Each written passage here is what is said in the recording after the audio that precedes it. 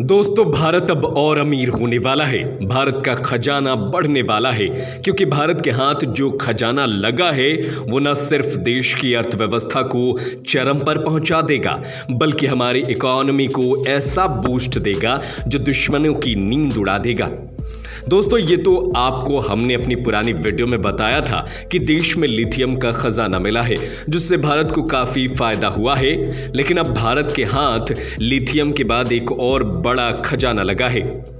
आप भी सोच रहे होंगे कि आखिर भारत के हाथ कौन सा खजाना लगा है।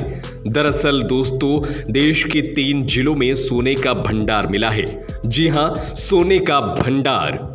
एक वक्त था जब भारत सोने की चिड़िया कहा जाता था, और अब वो दौर वापस लौटने वाला है, क्योंकि ओडिशा के 3 जिलों के अलग अलग स्थानों पर सोने की खदानें मिली हैं।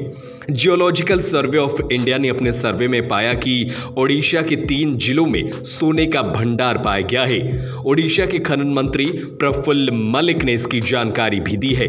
दोस्तों, ये भंडार देवगढ़, क्योंझर और मयूरभंज जिले में पाया गया है।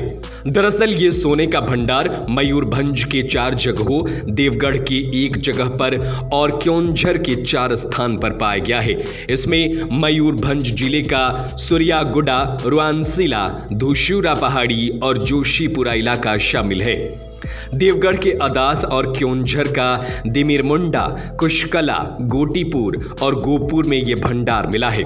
दोस्तों, इन इलाकों में साल 1970 और 1980 में जीएसआई का सर्वे करवाया गया था, लेकिन उसका रिजल्ट जारी नहीं किया गया था।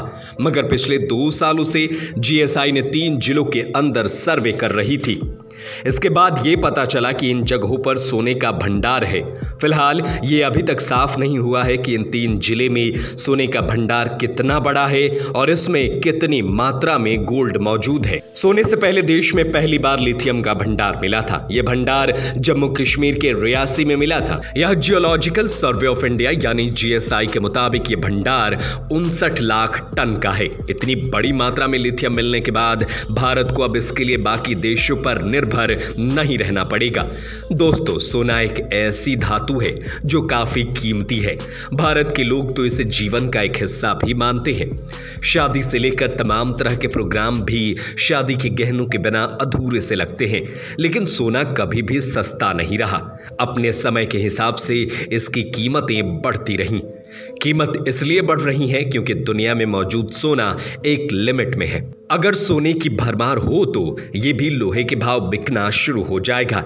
एक रिपोर्ट में वैज्ञानिकों का ये भी कहना है कि अभी तक जितना सोना निकाला गया है उससे 100 गुना ज्यादा धरती पर मौजूद है।